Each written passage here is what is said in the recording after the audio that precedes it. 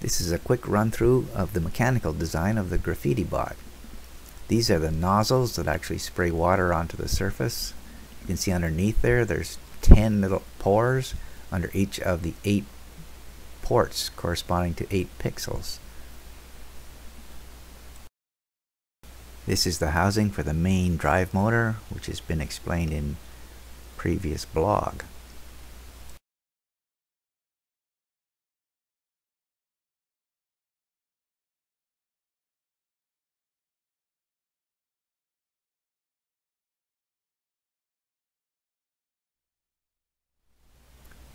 This is the cradle for the water container. You notice at the front we have a pivot, and underneath this hole in the middle we will have the pedestal which for the load cell, which allows all the weight to rest on the load cell.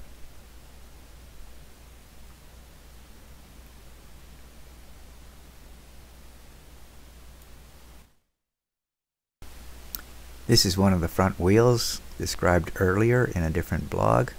There are 2 of these.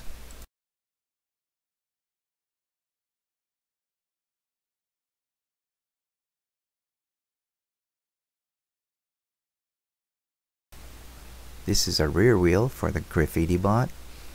It was also blogged about earlier, and there are 2 of them.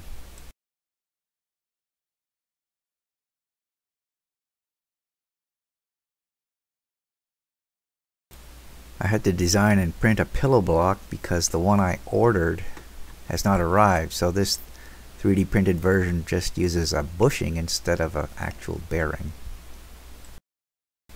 This is a simple dowel to hold the front end on securely. This longer dowel also acts as a pivot for the weighing cradle.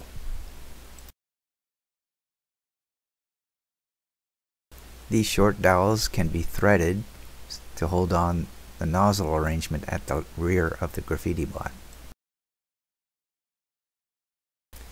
This little bracket holds the magnet on top of the steering motor. The little D shape fits right on top of one of the axles of the steering motor.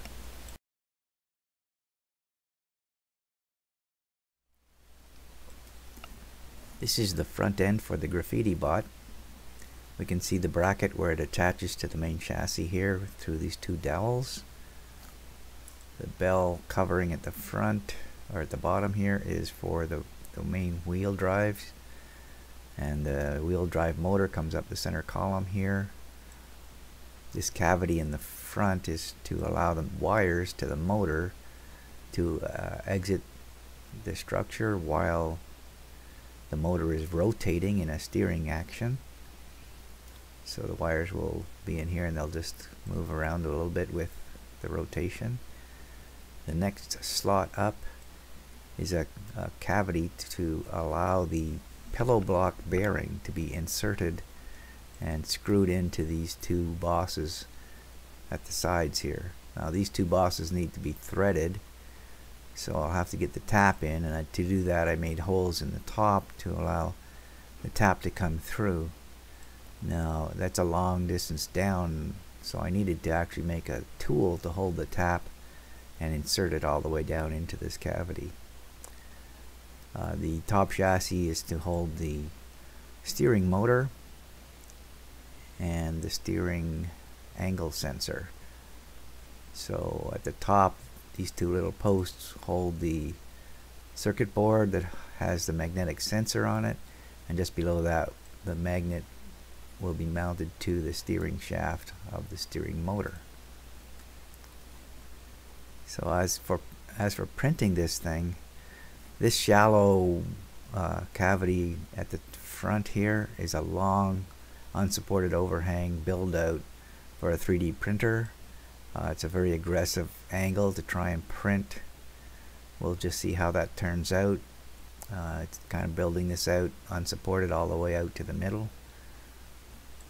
And even worse perhaps is the cavity for the pillow block. So from here to the other side is a completely unsupported bridging requirement where the printer just has to bridge across open space That's about a 6 centimeter gap, and that's stretching the capabilities of the printer, but I think it can do it, so I'm going to give it a shot. There's another one at the back which isn't quite as long but still aggressive. Normally what I do is put an angle of 45 degrees so that it can build out 45 degrees without too much trouble, and all of these cavities have this 45 degree where I can afford it. Again, in the front. I like to print these with no support structure, and so we have to accommodate these aggressive overhangs when we do that, and we'll just see how that prints. This is the main chassis for the robot. You can see the rear wheel pillow block mounts at the back here. The two holes at the back of the chassis are to accommodate the nozzles, so they will attach with dowels at the back here. In the middle we have a cavity for the load cell, which is going to measure the weight of the water, and the canister for the water is going to sit in the middle here. On top of the load cell will be a bracket which is pivoted at the front to allow the bracket is going to hold the water canister, which will allow the load cell to get the weight of the entire canister. There's a channel here to run the wires up to the load cell signal conditioning card, which will sit on top of this pedestal. These two holes are, one of them of course is to pivot the bracket holding the water, but both of them will actually also be used to hold the front end on. And there's two little grooves in the top of this pedestal, because on top of this all we have to put two more motor controllers and the main stack of the MCU and LCD displays. So they'll slide on the top.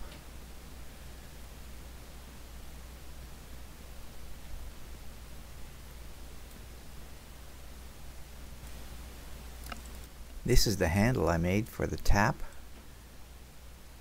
Just a big knob with flutes on it and a nice square hole that I can jam the tap into, and it turned out to work very well. So that's a very tight fit on the tap, and I've got a fairly thin shaft which I can get down into my part, and it provides good leverage to get that tap working.